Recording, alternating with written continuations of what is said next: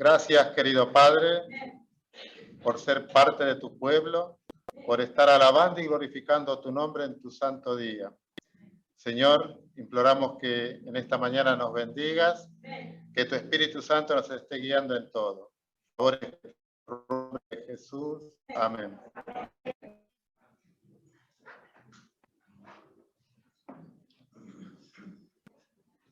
Bienvenidos, feliz sábado para todos.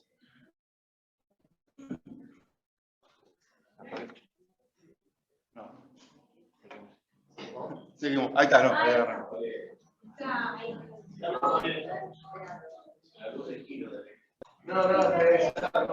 Ya está. Bueno. Feliz sábado para todos. ¿Pasa algo?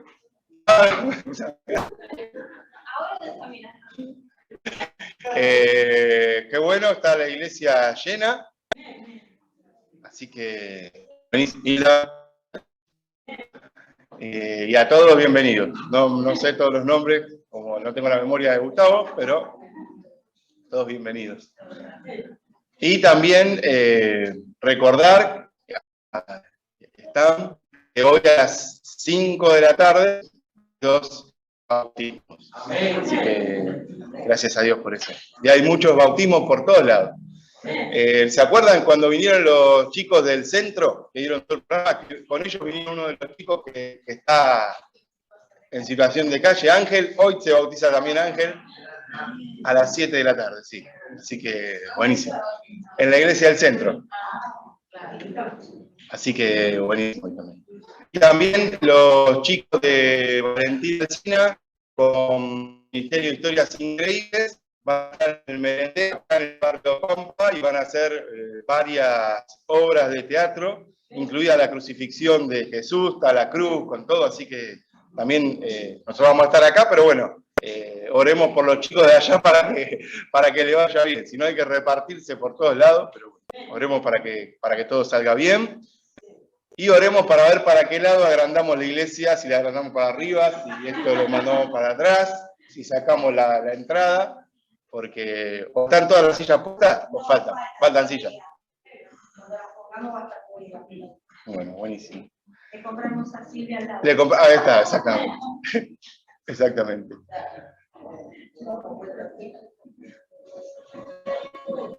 Ahora vamos a recoger las ofrendas. Acompaña el hermano Roberto Boa de la Iglesia de Esperanza. Nos emociona ver la iglesia. Sí,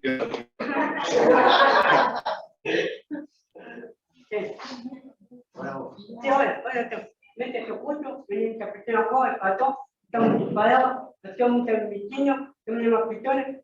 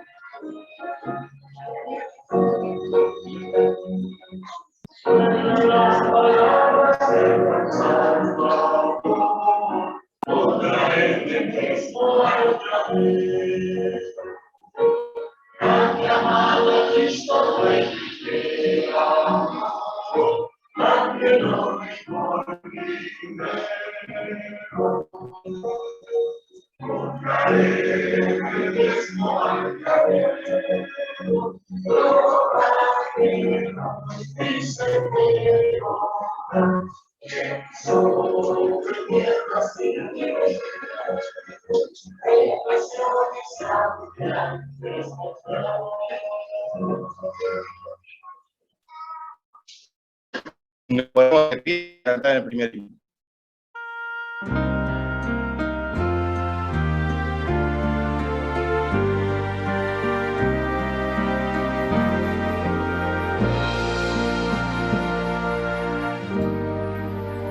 Te amé hasta morir.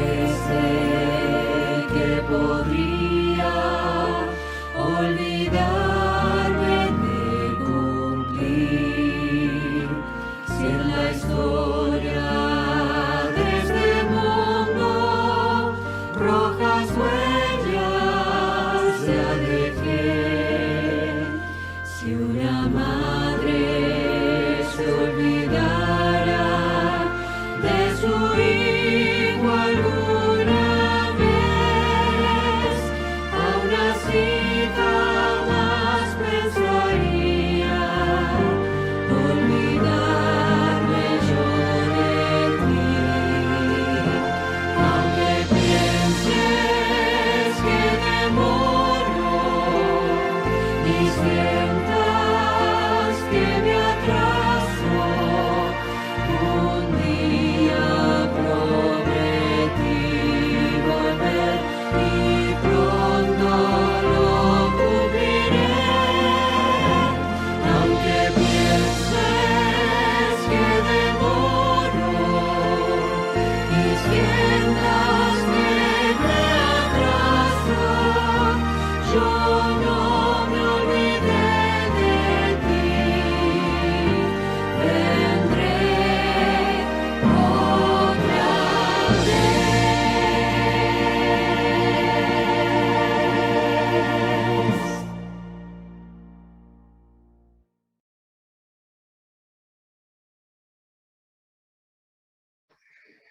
Querido y buen Dios, gracias te damos, Señor, por el templo, por las comodidades, por lo lindo que está, por lo lleno, por las personas.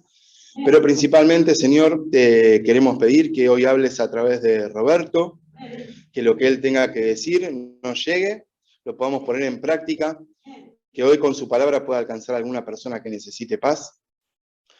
Padre Santo, quédate acá, guíalo, abrazalo y habla vos. Todo esto te lo pedimos en el nombre de Jesús. Amén.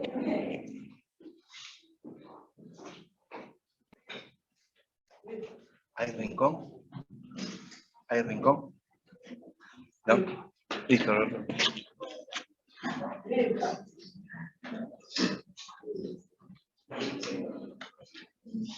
Un feliz sábado para todos, que Dios los bendiga. Saludos desde la Iglesia de la Madrid, de la cual pasé a ser miembro recién este año. Yo nací en la Iglesia de la Madrid, ahora unos 37 años, y hace 10 años, porque un día el pastor Alzares dijo, ¿saben muchachos qué está pasando acá a un costado de nuestra iglesia, al final de Lomas de Zamora? No, no sabemos. Se están abriendo lugares para adorar a Dios. Y había un grupo pequeño de niños, los cuales estaban siendo acompañados por hermanos de San Justo y hermanos de Parque Avellaneda. Entonces el pastor preguntó, ¿quién quiere ir a ayudar a colaborar? Y yo no sé por qué levanté mi mano. Y esa levantada de la mano me costó 10 años ausentarme de mi iglesia. Cuando yo llegué a ese lugar, dije dentro mío, ¿no? Señor, ¿dónde vamos a construir una iglesia acá si somos todos humildes? Barrio Esperanza es un barrio muy humilde, donde suelen caer 3 gotas de agua y se inunda gran parte del barrio. Pero Dios me tapó la boca al poquito tiempo, nos dio un lugar, una donación, construimos un templo, y hoy en día volví a mi iglesia porque sentí que mi ciclo se había cumplido ya que quedó una juventud que yo conocí que eran chiquitos así, de 8 o 9 años, hoy ya adolescentes, jóvenes, que están al frente de la iglesia, ¿no? Si ustedes me preguntan, hermano, ¿qué cargo tiene la iglesia? Soy soldado raso. O sea, no tengo ningún cargo porque cuando vuelvo a la Madrid ya se habían hecho las elecciones por un año, ¿no? Esta semana me comunicó una hermana que, hermano, lo elegimos como maestro de una clase que se está abriendo. Bueno, hermano, vamos a trabajar ahí. Pero gracias a Dios, cuando uno quiere, el Señor lo usa para hacer cosas, ¿no? Y estoy contento porque veo la iglesia llena, veo las caras que veo por primera vez, y la verdad que muy alegre, ¿no? Con el hermano Daniel, él me había sugerido, me había comentado si podría tener el tema acerca de la semana que venimos hablando del amor de Dios. Y la verdad que yo dije dentro mío y lo consulté con el Señor, y el tema que traigo no es el que me pidió él, pero sí habla del amor de Dios. Y es un tema muy lindo que les pediría que anoten los textos y después lo profundicen. ¿Cómo es tu nombre? Matías. Matías recién me preguntó, yo le pregunté, ¿cuánto tiempo tengo? Y me dice, hasta las 12 está bien. En Esperanza a veces estábamos predicando hasta la 1:30. No va a ser el caso acá, hermanos. Pero le decía que el tema, como mínimo, requiere 6 prédicas, de 1 hora y media como mínimo cada uno. Voy a tratar de hacer un tráiler, o sea, voy a tratar de hacer un... ¿cómo se llama cuando compran en la cocina algo concentrado? Un extracto de este tema, porque es un tema muy apasionante. Y la primera charla que tuve con mi hija sobre este tema fue hace ya varios años atrás. Y mi preocupación siempre fue por qué Dios creó al hombre. Y normalmente solemos decir por amor. Y es verdad, es por amor. Pero hay otro atrás de eso. Entonces, yo en mi suficiencia propia analizaba, bueno, si Dios nos creó, ¿por qué motivo? Había un problema en el cielo se había dividido, el ángel más poderoso después de Jesús se rebeló contra Dios, y yo decía, bueno, Dios no lo destruyó. Me hacía otra pregunta, ¿y por qué Dios no lo destruyó si es... ¿Qué es Dios? Es todo poderoso. Con hacer esto creo que ya lo hubiese destruido. Y me preguntaba, ¿pero qué hubiese pasado si Dios destruía a Lucifer?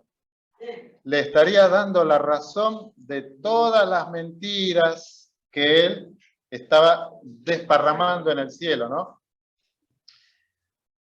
Esta mañana me entero, leyendo el Espíritu de Profecía, que Lucifer tenía un trono resplandeciente. Y yo dije, wow, ¿cómo puede ser esto? Él tenía a cargo un grupo, yo siempre pensé que estaba a cargo de todos los ángeles, pero el Espíritu de Profecía me dice que él tenía un grupo muy grande que estaban bajo su cargo, y que la mayoría de ellos son los que le creyeron a él. ¿Qué hubiese pasado si Dios lo destruía? Hubiesen seguido siendo fieles los ángeles, pero con miedo. Porque hubiesen dicho dentro de su corazón, o como dice el hermano Daniel en su lóbulo frontal, si yo no lo sigo a Dios, me va a destruir como a Lucifer. Entonces Dios en su sabiduría le dio un tiempo. Les pregunto, hermanos, ¿dónde ocurrió la primera división de la iglesia? En el cielo, muy bien. ¿Había solución en esta situación? Por un lado tenemos a Dios con las 2/3 partes de los ángeles que le fueron fieles, y por otro lado tenemos a Lucifer con una parte, una 1/3 parte que le creyó a Lucifer. El cielo estaba dividido. ¿Había solución? ¿Qué piensan? ¿Había solución para este problema? ¿Cómo? ¿Se arrepentía Satanás? Pero Satanás no se había arrepentido. Dice el Espíritu de Profecía que Jesús y los ángeles hablaron con él. Y Lucifer, según el Espíritu de Profecía, dice que le dijo, bueno, está bien, yo doy un paso atrás, pero si vuelvo a ocupar el mismo lugar que tenía antes. O sea, no había arrepentimiento. Él reconoció, pero no se arrepintió. No había solución. En esta situación en el cielo no había solución. Si Dios hubiese actuado, hubiese destruido a Lucifer y a los ángeles que le siguieron, a la larga, el resto de la creación también se hubiese terminado de darle la razón a Lucifer y decir, no, Dios es un tirano. Entonces no había solución. No había. Y este era el tema que yo he hablado con mis hijas durante muchos años. Entonces le dije a mi hija, bueno, ahí entró la creación del hombre, la raza humana. ¿Para qué? Porque Dios, Lucifer había sido echado del cielo, ¿a dónde? Apocalipsis 20 dice, y hubo guerra en el cielo y fue echado ¿a dónde? A la tierra. Entonces, yo razonando en ese tiempo con mi hija, le decía, bueno, Lucifer instauró su trono acá en la tierra y nosotros entramos en juego, la raza humana.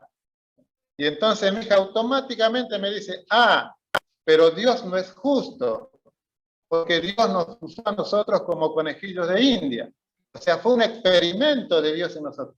Y yo quedé, por muchos años, digo, ¿cómo hago? ¿Qué error que cometí? Bueno, esto me inquietaba bastante, ¿no? Y después, en una charla que teníamos, en una escuela sabática, el pastor que tenemos actualmente, dice, bueno, planteé esta pregunta, hay mucho eco, ¿no? Planteé esta pregunta y Luciano me dice, pero Roberto, nosotros fuimos creados con un propósito, aparte de ser creados por amor, pero Dios nos dio después un propósito. Y ahí me hizo clic en la cabeza y dije, ah, esto es así, dije yo, ¿no? Vamos al texto bíblico. Esta fue un poquito la introducción, ¿no? El motivo por el cual Dios creó al hombre.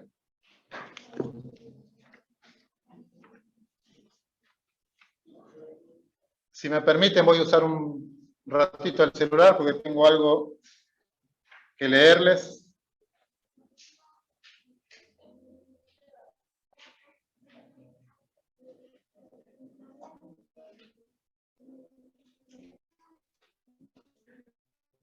Esta cita se encuentra en Mensajes Selectos en la página, tomo 2, página 16. Y dice así, en la hora 11, miles verán y reconocerán la verdad. Estas conversiones a la verdad se harán con una rapidez que sorprenderá a la iglesia. Y solo el nombre de Dios será glorificado. ¿Qué es lo que dice? En la hora 11, ¿cuántos se van a convertir? Miles. Igual que en el Pentecostés. ¿Se acuerdan cuando Pedro predicó por primera vez? ¿Cuántos se convirtieron? 3.000 personas. La Biblia siempre analiza el género masculino, ¿no? No se cuenta mucho a las mujeres, pero yo calculo que habrá habido más de 3.000 bautismos porque muchas mujeres se habrán bautizado, ¿no? Dice que miles se van a convertir. ¿Cuánto le gustaría participar de esto? De esta obra. ¿Puedo escuchar el amén?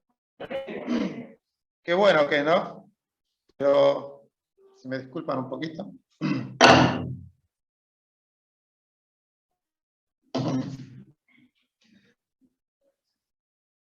Esta obra que se va a hacer es algo maravilloso, pero nos lleva a un desafío y es poder explicarle a la gente cómo es el plan de salvación. Y ustedes dirán, hermano, ¿cómo hago para explicarle yo a las personas la Biblia? Hoy vamos a tratar de hacer un extracto, un tráiler, un resumen de lo que es el plan de salvación. Como decíamos, hubo rebelión en el cielo, la iglesia se dividió, no había solución a ese problema y Dios, en su sabiduría, crea al hombre. El primer motivo era por amor y después le da una función específica, ¿no? Que se llama la figura de la tercera persona. Por ahí alguno que sepa de leyes, por ahí lo entienda, ¿no? Supongamos que yo con Dani tenemos una diferencia grande, lo hablamos y no encontramos solución. ¿Qué hacemos? Vamos a la justicia, ¿no? Y estamos ahí en el juzgado, o sea, llego yo al juzgado, ocupo mi lugar, y entra el oficial de guardia y dice, todos de pie, que va a entrar el juez. Me pongo de pie, espero que entre el juez, y lo veo entrar a Dani. O sea, la diferencia que tuve era con el juez. ¿Cómo me sentiría yo? ¿Cómo vería mi caso ya? Perdido. Es lo que le pasó a Lucifer cuando el cielo se dividió. Si Dios hubiese actuado, en teoría no hubiese sido justo, porque decía, pero ¿cómo? Yo tengo una diferencia con vos y vos sos el que me vas a juzgar. Creo que no hay justicia en eso. Es por eso que Dios crea la figura de la tercera persona, que lo encontramos en el libro de Deuteronomio. Deuteronomio, capítulo 19.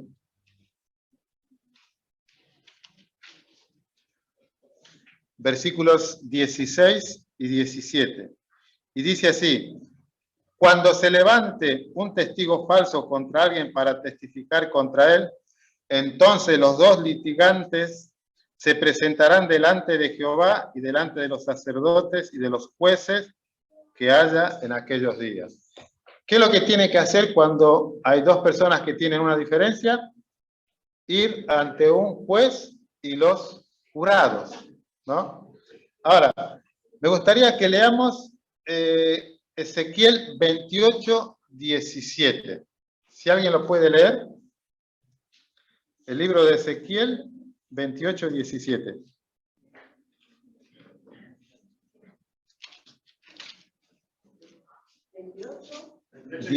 28, 17. Por favor. Se enalteció tu corazón a causa de tu hermosura, corrompiste tu sabiduría a causa de tu esplendor.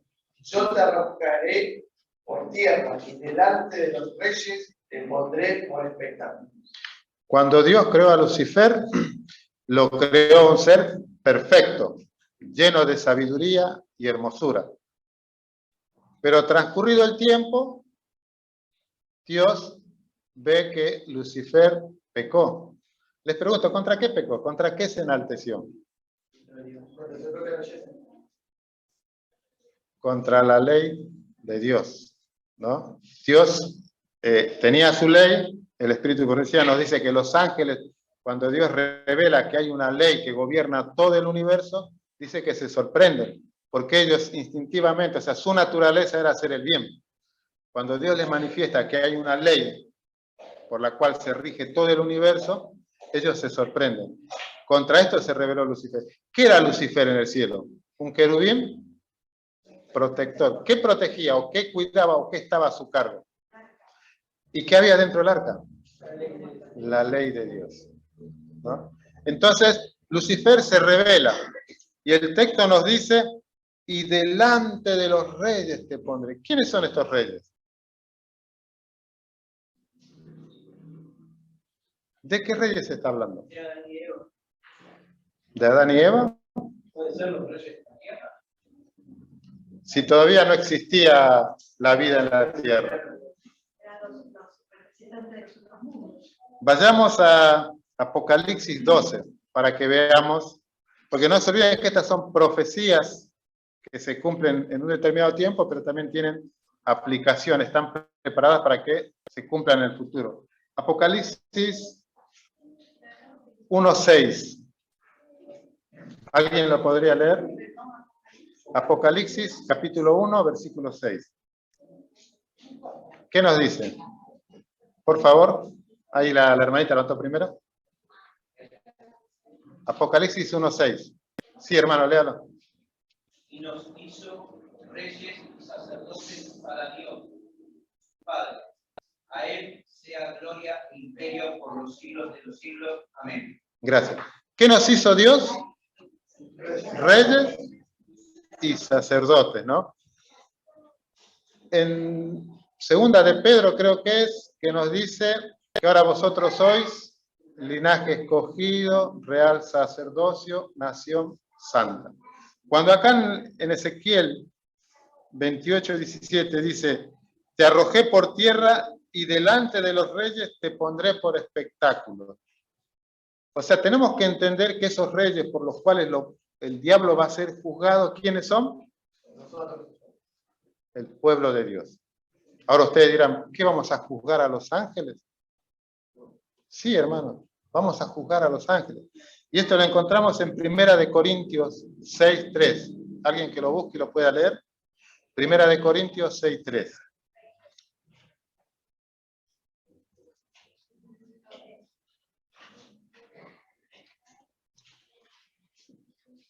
El que lo encontró, por favor, lo puede leer.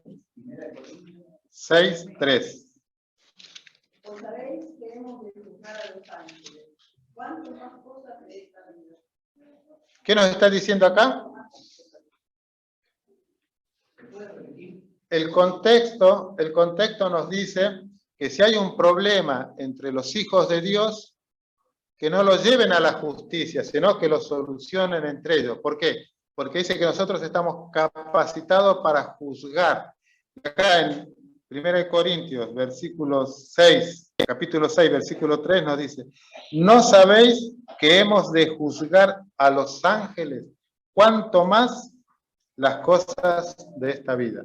O sea, hermanos, Dios nos dio la capacidad de juzgar a los ángeles, pero no a todos, sino a quienes, a los ángeles caídos y al mismo Lucifer, ¿no? Ahora, nosotros para juzgar, no es que somos los jueces, somos jurados. Nosotros somos jurados, ¿no? Somos los, digamos, los que fuimos elegidos para dirimir entre una diferencia de dos partes, ¿no? Escuchamos todos los atenuantes, todas las historias, y en base a eso sacamos la conclusión y decimos si es culpable o inocente. Ese es lo que hace el jurado, ¿no? Ahora, ¿cuál es la condición para que uno sea elegido como jurado?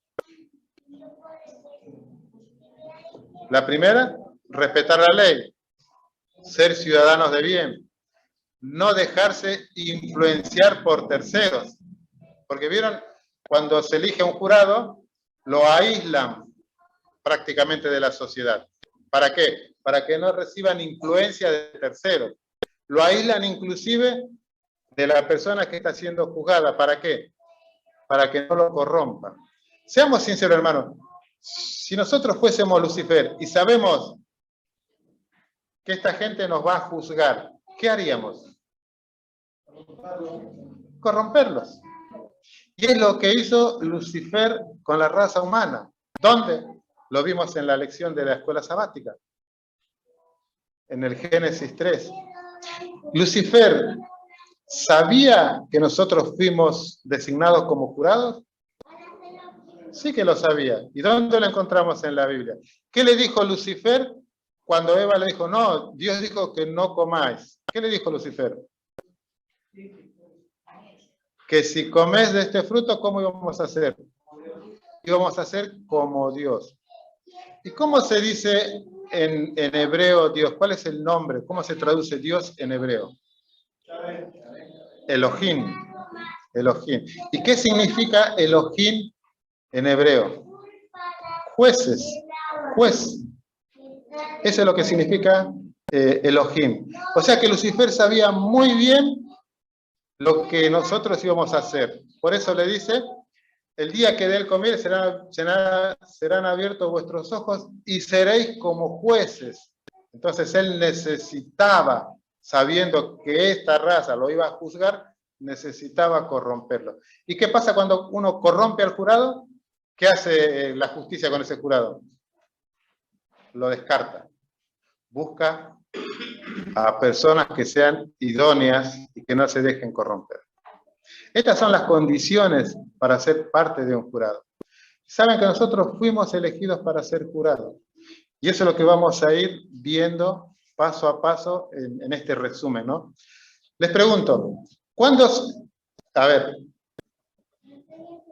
¿alguno conoce el libro Filcar o Guíate? ¿Se acuerda? Sí. ¿Qué era? Era una guía, pero lo teníamos en físico, ¿no? Hoy en día ya no se usa más, creo que ya no se fabrica más tampoco, ¿no? ¿Por qué? Porque un GPS lo encontramos en todos los aparatos electrónicos, ¿no? ¿Saben cuál es el GPS de Dios? Es el gran plan de salvación. Es lo que Dios preparó antes de que el ser humano se diera al pecado, ¿no? Y ese gran plan de salvación es el camino que nos muestra cómo llegar a Dios. Cómo llegar a Dios. ¿Cuándo se activó el plan de salvación? ¿Cuándo se activó el GPS de Dios? Ni bien el hombre se activó el GPS de Dios. El plan ya estaba preparado. Por si las dudas el hombre llega a pecar, Jesús dijo, yo voy a dar mi vida por él. Ni bien Eva cedió a la tentación de Lucifer, se activó el GPS de Dios, el gran plan de salvación. Salmos 77:13. Vamos al libro de los Salmos 77:13. Y acá quiero que notemos algo muy particular.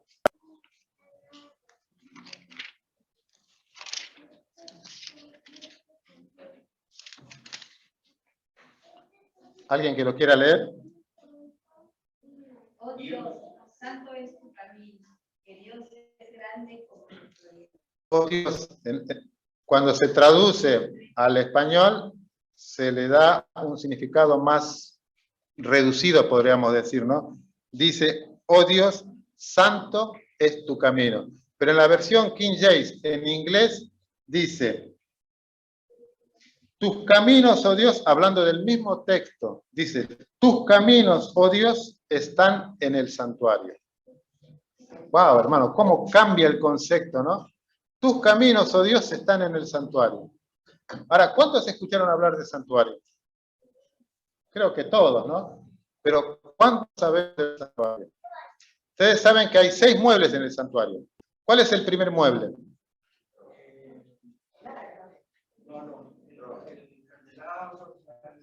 ¿Cuál es el primer mueble? ¿Sabían que la posición de los muebles forman una cruz? Forman una cruz. El primer mueble del santuario es el arca del sacrificio o el altar del sacrificio. Es cuando un pecador traía su ofrenda, se lo daba al sacerdote y el sacerdote lo sacrificaba. Esto es todo un simbolismo, pero representa el santuario, representa el camino de la salvación, el camino para llegar a Dios. ¿Cuál es el segundo mueble? El altar del lavacro, o sea, el lugar donde el sacerdote se lavaba las manos. De ahí cruzamos una puerta, ¿no? ¿Cuál es el mueble que se encuentra a la derecha? La mesa con el pan. El altar de la mesa de la preposición, ¿no? ¿Cuál es el mueble que se encuentra enfrente? El candelabro. El altar del incienso, en el medio. Y a la izquierda, el altar del candelabro. Pasamos otra puerta, ¿y qué altar encontramos? El arca del pacto. Estos 6 muebles representan tu vida, cómo vos has llegado a conocer a Dios. Estos 6, yo estoy en un grupo de estudio de hermanos pentecostales, evangélicos. Creo que son, son de la iglesia Presencia. Según ellos, tienen presencia en más de 60 países en el mundo, ¿no? Y su líder general, su pastor general, es Matea, un psicólogo, igual que nuestro hermano Daniel, Matea.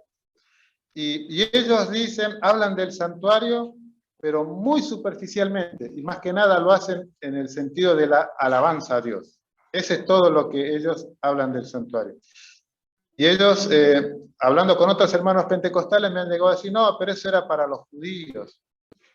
Eso era en el Antiguo Testamento, no en el Nuevo Testamento. Y en esta mañana, en este resumen, vamos a ver un poquito de esto, ¿no? Cómo en la historia de la humanidad también se ve el camino del santuario.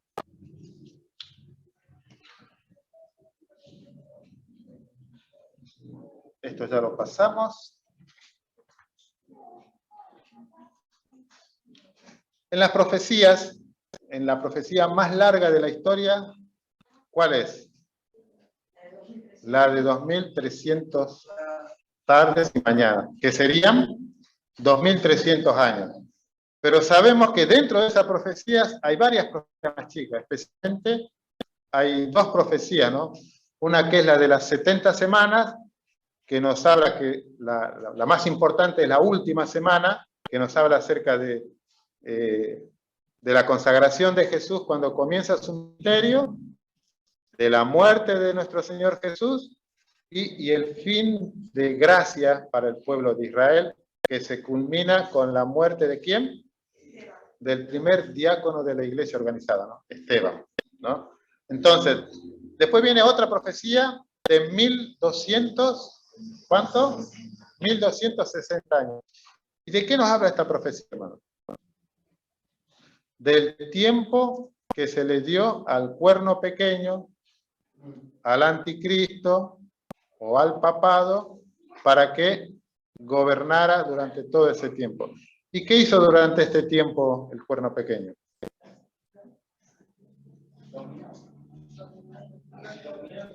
Echó por tierra el santuario. cambió todo, ¿no? Ahora, veamos, en el año 508, Clovis, el rey de Francia, le da por primera vez un ejército a la Iglesia Católica.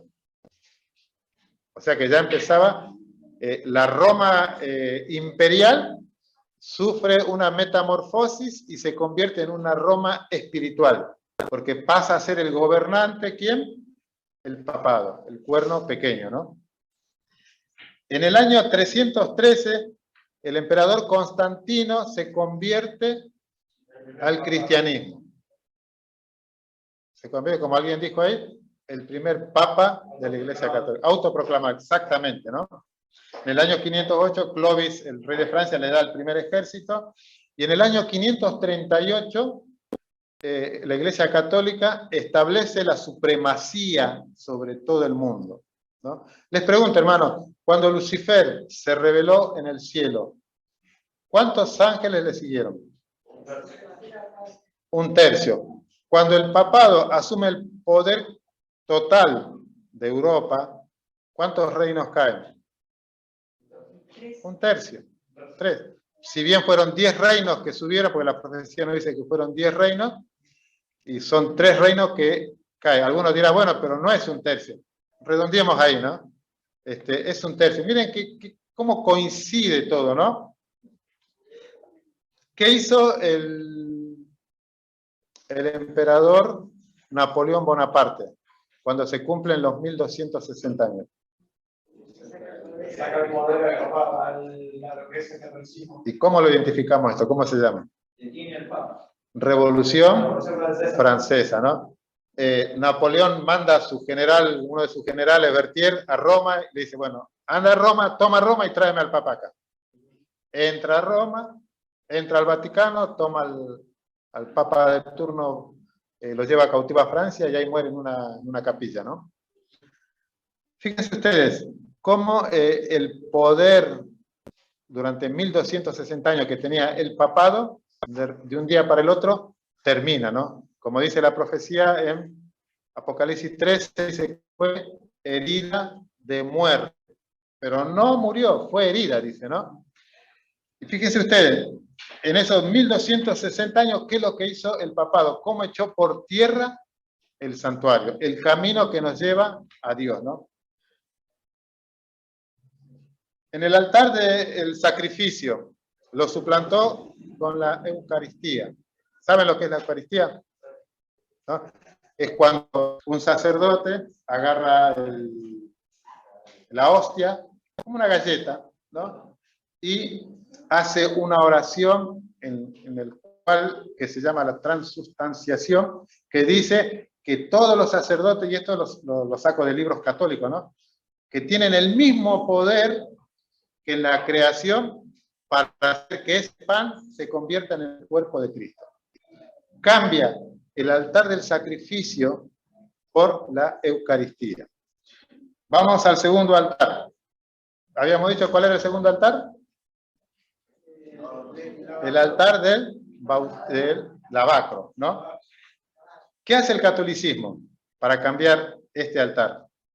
Cambia el bautismo. Porque ¿cómo era el bautismo? ¿Cómo se bautizó Jesús? Como vamos a ver hoy a la tarde, por inmersión. ¿Qué hace el catolicismo? Lo cambia por aspersión, ¿no? Cambia el altar ¿no? El tercer altar, ¿de qué nos habla? ¿Qué hay en el tercer altar? El altar del pan, de los panes. ¿Qué es el pan?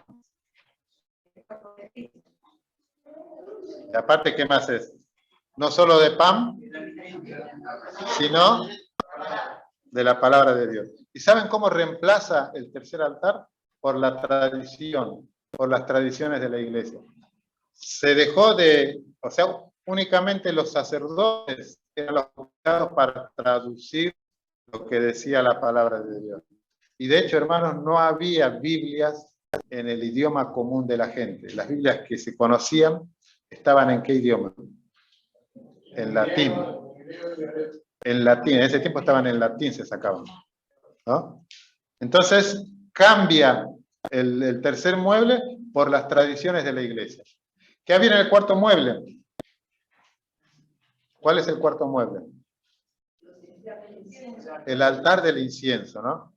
¿Cómo lo cambia? De una manera muy sutil. Por la confesión. Noten ustedes qué paralelismo, ¿no? El altar del incienso, entraba el sacerdote todos los días, ¿y qué había del otro lado? Había una cortina, y en el lugar santísimo, ¿qué había? El mismo símbolo.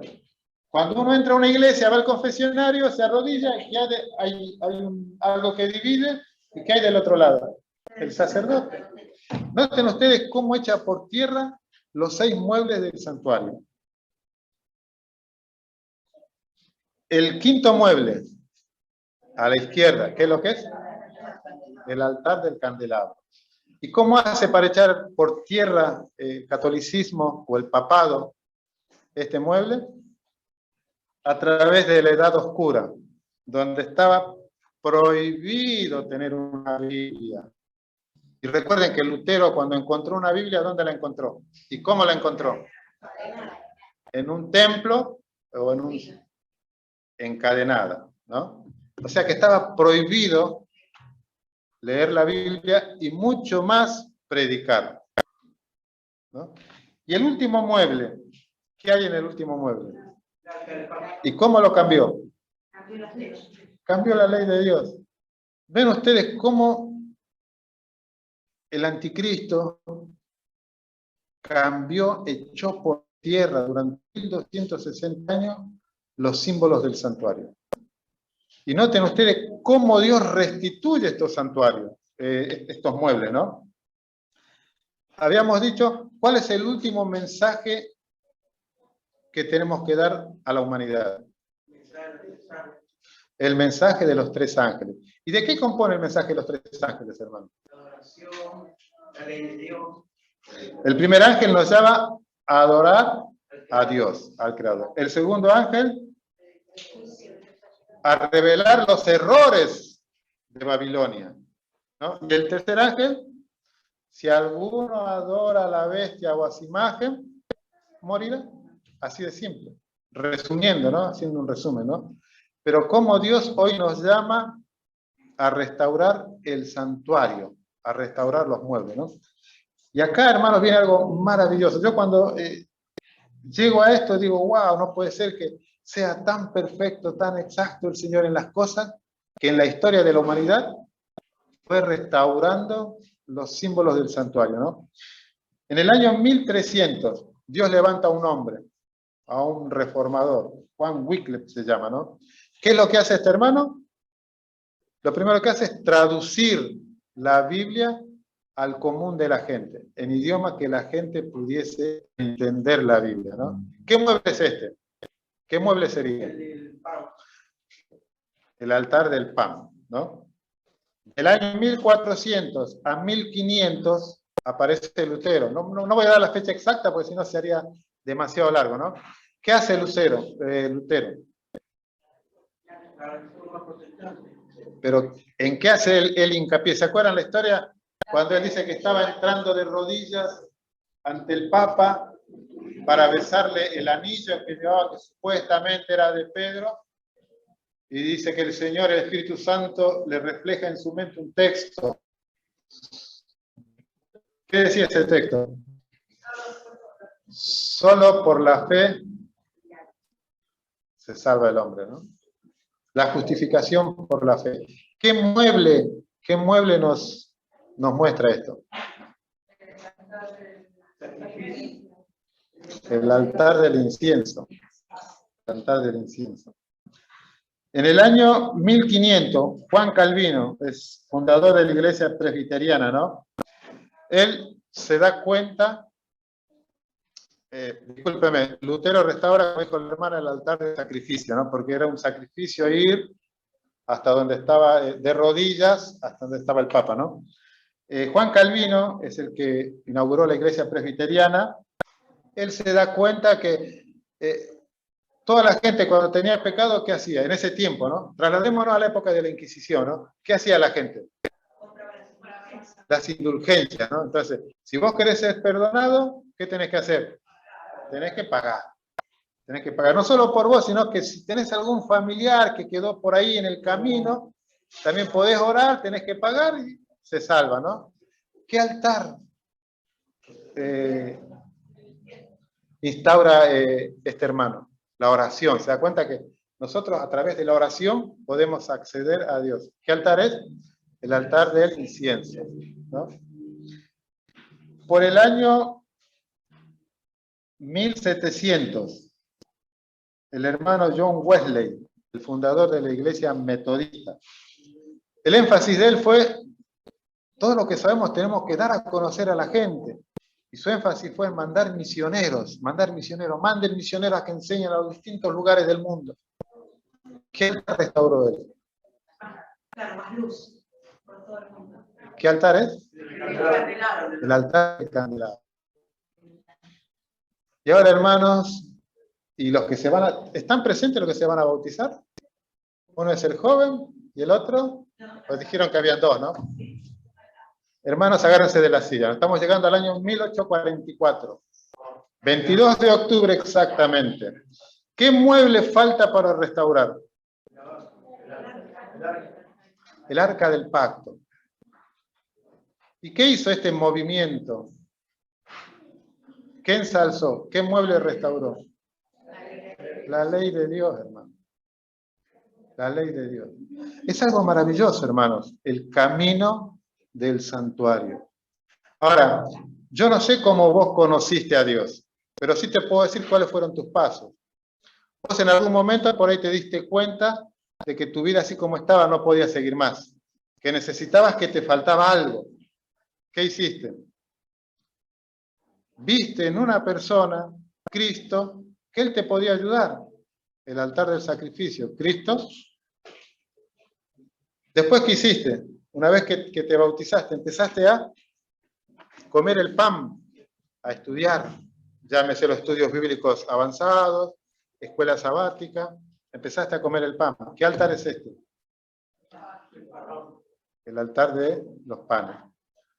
Después dijiste, wow, voy a consagrarme más a Dios, voy a tener más tiempo de oración, voy a dedicarme, me voy a levantar más temprano y voy a orar con Él. ¿Qué altar estás restaurando? El altar del incienso. ¡Wow! Conozco tanto de Dios, tanto me ama Dios, qué maravilla, ¿qué tengo que hacer ahora? Tengo que ir a hablar con mi familia, mis amigos, conocidos. ¿Qué altar estoy restaurando? Y por último, hay una ley. Tengo que respetar. ¿Qué altar estamos restaurando? Es algo maravilloso, hermanos, el camino del Señor que nos lleva, el plan de salvación que el Señor nos lleva. Ahora, en la vida de Jesús podemos encontrar también el camino. Ustedes dirán, ¿cómo? Jesús, ¿dónde nació? ¿En qué lugar exactamente? No, pero en un establo. ¿Y qué había en el establo? Animales. ¿Sabían ustedes que esos animales eran preparados, eran animales que estaban preparados para los sacrificios? O sea, Jesús nació ya preparado para el sacrificio. Preparado para el sacrificio. Después pasamos a los tres muebles. Jesús, después de su bautismo, ¿qué hizo? ¿Por quién fue llevado? ¿A dónde? Al desierto. ¿Y qué pasó en el desierto, hermano? ¿Y cuál fue la primera tentación? Ah, si tú eres hijo de Dios, haz que estas piedras se conviertan ¿en qué? En pan. La palabra de Dios. Después, acá encontramos una oración presuntuosa que el diablo quiere que Jesús haga. Lo llevó al pináculo del templo. ¿Y qué le mostró? Todos los reinos. Y le dijo, si postrado me adorares, todo esto será tuyo, porque a mí me fue dado y a quien quiero yo lo doy. Acá encontramos el altar del candelabro, porque los reinos simbolizan luz, donde hay mucha golgorio, alegría, podríamos decir, ¿no?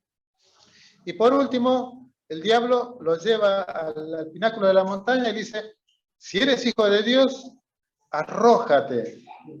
¿Y qué va a hacer Dios?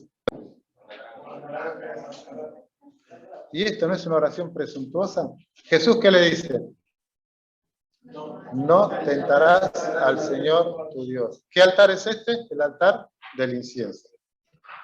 Y por último, Cristo clavado en la cruz, ¿qué le ponen en la cabeza? O antes que lo claven en la cruz, ¿qué le ponen en la cabeza? Una corona de espinas. ¿Qué altar nos representa esto? ¿Qué es una corona? Representa a un rey, al rey de reyes. O sea, el altar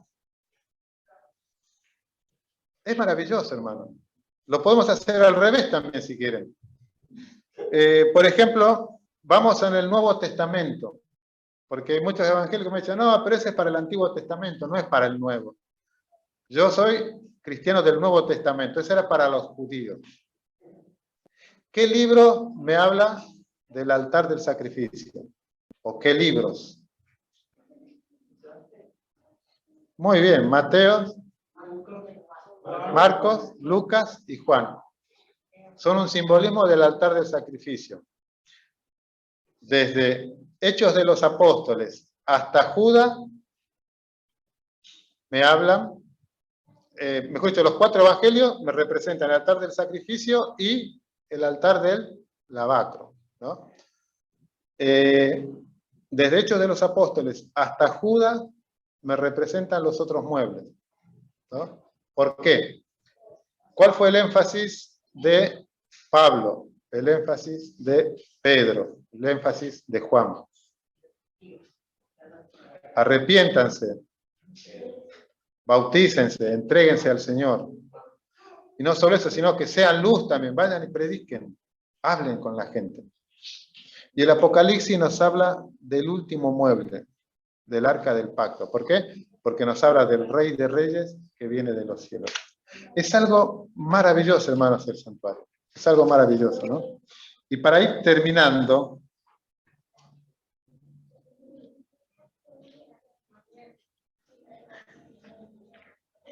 los invito a que busquemos en el libro de Isaías, capítulo 58. Y vamos a ver qué somos vos y yo para Dios. Porque solemos decir, somos hijos de Dios, y es verdad. Somos la niña de los hijos de Dios, y es verdad. Pero ¿qué otro calificativo nos da el Señor? Isaías 58 y alguien que busque Daniel 7.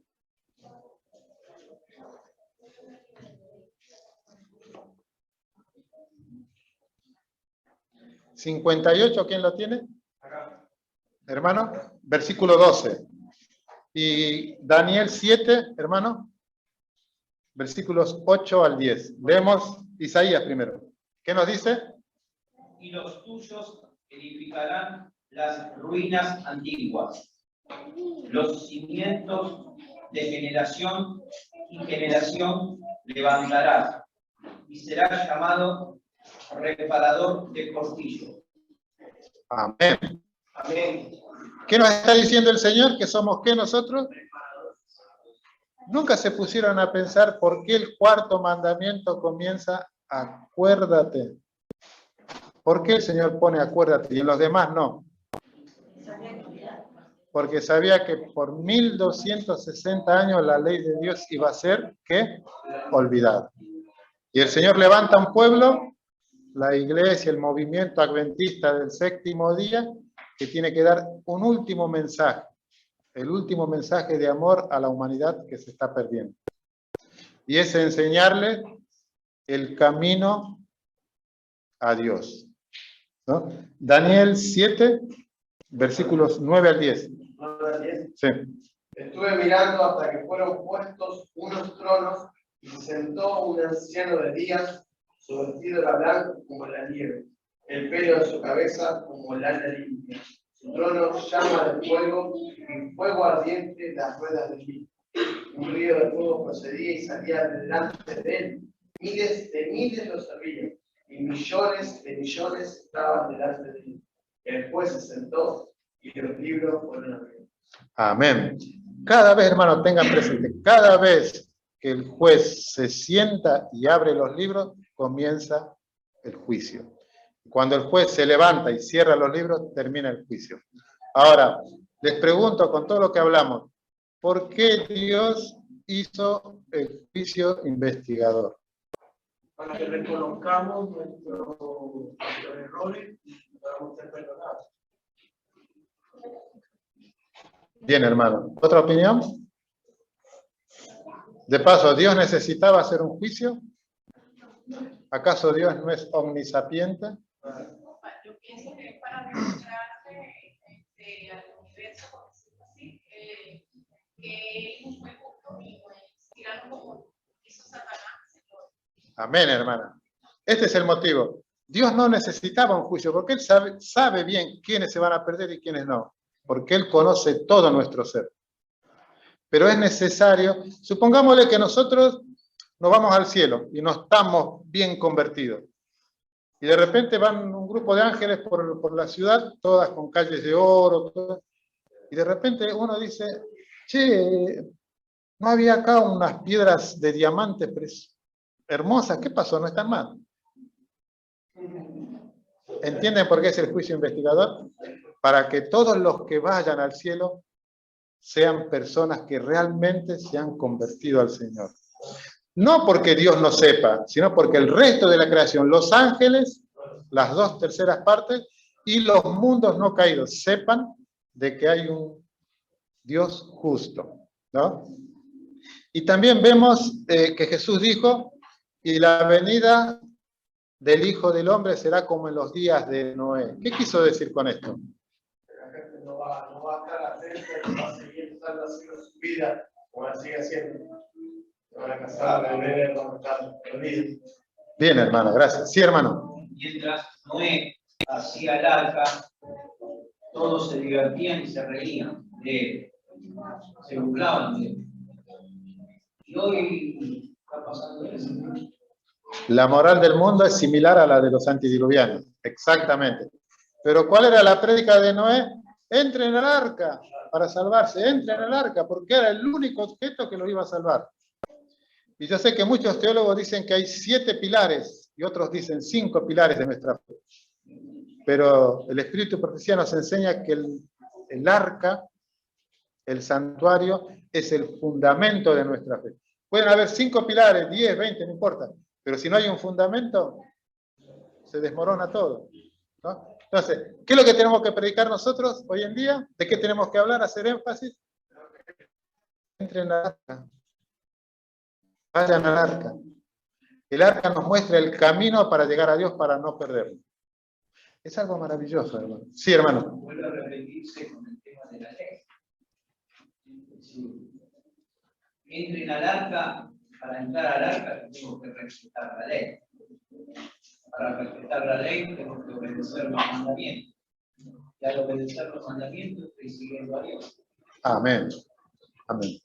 Y Ese es... creo que, como se dicen ahora los pibes, corta la olla. Corta la olla, exactamente. Sí. Al punto. Te doy esta... Para entrar, si como usted dijo, para entrar el arca. Sí. ¿Qué hay que hacer para entrar al arca? Cumplir mi palabra, cumplir la ley. Seguir los pasos del santuario, que es lo que estos jóvenes que se van a bautizar hoy están siguiendo. Ese ejemplo que usted da, que usted dijo, supongamos que pasa esto en el cielo, ¿quién se llevó esto? Entonces, esto me da a entender que Dios hace una zaranda, ¿sí? Y no todas las piedras en la arena van a quedar, es decir, muy pocas van a quedar arriba. ¿Por qué? Porque tienen que cumplir. Es la ley, es el requisito, diríamos, divino, celestial. Amén. Sí, hermano. Me parece que uno de los engaños más fructíferos que tuvo Satanás y que sigue teniendo hasta el día de hoy es que él te logró engañar a la gente, sobre todo en estos tiempos, de que vos podés ser salvo sin ser parte del proceso. Y es lo que la Biblia está pregonando, que vos podés ser salvo sin ser parte del proceso. Cuando el proceso habla de estar la ley, de ser perseguido, de ser apuntado, insultado, denigrado, o sea, yo anoche miré, como sé por cuántas veces película, yo digo, en la parte de la Biblia que dice, porque si el siervo no es mayor, que tiene a su vida. Y esa parte creo que el cristiano a veces no la entiende, o sea, yo como siervo, no soy mayor que él, si él sufrió todo lo que sufrió. ¿Qué me hace pensar a mí? ¿Qué idea me puede entrar en la cabeza de que yo no voy a pasar por lo mismo o peor? Y creo que ese es el gran engaño de Satanás. Desparramó en todo el mundo y se queda desparramando. Y por eso a la gente le es tan difícil sentarse. Recuerden que Satanás engañó a seres santos, inteligentes, ¿no? Y referente a lo que vos decías, hay algunos casos contados con los dedos que van a ser salvos sin siquiera haber guardado la ley. Tenemos el caso del ladrón en la cruz, que le dijo, Señor, acuérdate cuando vengas a tu reino. Y Jesús, ¿qué le dijo? De cierto te digo hoy, tú estarás en el reino de los cielos. Pero no todos los casos, algunos casos excepcionales, pero no por eso digamos, bueno, voy a hacer la vida loca y a último momento me arrepiento y me convierto. No. Y otro de los motivos por el cual se hizo un juicio investigador es porque Dios está seleccionando ¿qué? El jurado. Vos has sido elegido para ser jurado. Y yo les recomiendo que no nieguen este privilegio. Porque si no somos jurados, ¿qué vamos a hacer? Acusados. Es muy simple, ¿no? Hermano. Sí. Digamos también que en ese momento, cuando están los tres, ya el momento de agonía, uno se burlaba. Estaba al costado de Jesús, lo burla a Jesús como diciendo, entonces, porque Dios, ¿por qué está sufriendo acá? Salí de acá. En ese momento de desesperación, ya de lo último, estaban los tres agonizando. En situación límite. La otra persona le dijo, acordate de mí. No, sí. Cuando vas allá arriba, llévame. Obviamente esas dos personas no habían sido buenos muchachos, pero a último momento uno se burló y el otro reconoció. Reconoció, como diciendo, no me porté nunca bien, pero si tenés un lugarcito, amén. Y hoy el Señor te dice, yo tengo un lugar en mi reino. ¿Qué vas a hacer? ¿Me vas a seguir o vas a elegir este mundo que ya perece? Porque esa es nuestra realidad, hermano. Esta sociedad está preparada para que vos y yo no tengamos tiempo para Dios. A pesar de que vivimos en una era donde todo es súper rápido, pero nunca tenemos tiempo para Dios. Siempre hay algo que se interpone en el tiempo que yo le tengo que dedicar a Dios. Bueno, hermanos, hasta acá llegamos. Esto es mucho más largo. Traté de resumir lo que más se pudo. Traté de hacer un tráiler, digamos, o un extracto, algo que es maravilloso. Que Dios los bendiga, hermanos. Gracias, Roberto. Y nos ponemos de pie para cantar el segundo himno.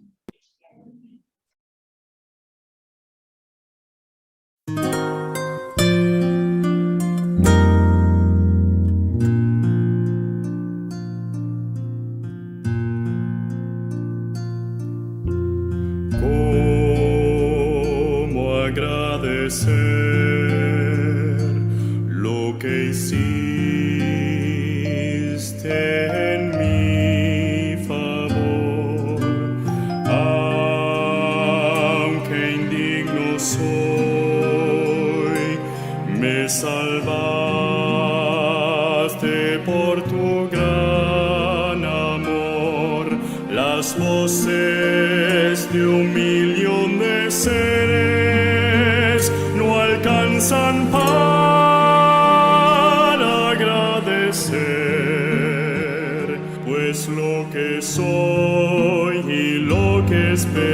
ser. Lo debo todo a ti. A Dios sea gloria, a Dios sea gloria, a Dios sea gloria, tanto hizo por mí, me salvó con su sangre, me libró del pecado. A Dios sea gloria, tanto hizo por mí. Quiero vivir, Señor, para agradarte solo a ti. Y si algo puedo lograr, te daré la gloria, mi Salvador. Me salvó con su sangre, me libró del pecado.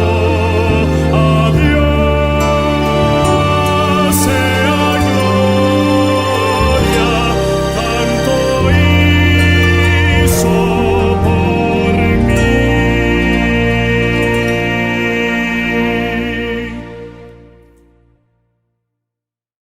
Querido Señor, usanos para predicar, dominar nuestra voluntad, porque como escuchamos ahora, siempre vamos a poner excusas y nunca vamos a tener tiempo. Así que dominar la voluntad, manejar todas las cosas, nos ponemos en tus manos para poder hacer todo esto. Te lo pedimos y te lo agradecemos en el nombre de Jesús. Amén.